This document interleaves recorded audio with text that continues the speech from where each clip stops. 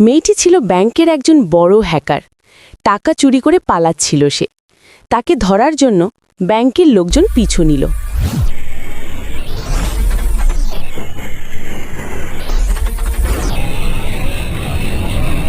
মেয়েটি একটা বড় গাছের নিচে আশ্রয় নিল।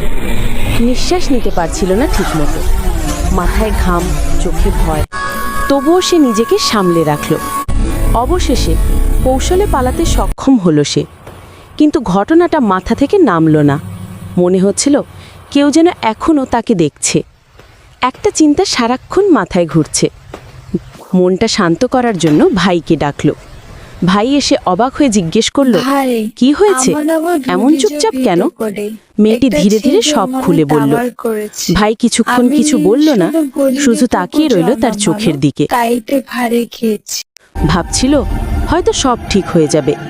কিন্তু হঠাৎ এক ছেলে ঢুকে পড়ল, হাঁপাতে হাঁপাতে বলল, ব্যাংকের লোক আসতেছে।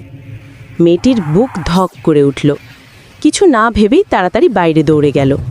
তার চোখে শুধু আতঙ্ক, তবু মুখে একটুখানি শান্তির হাসি।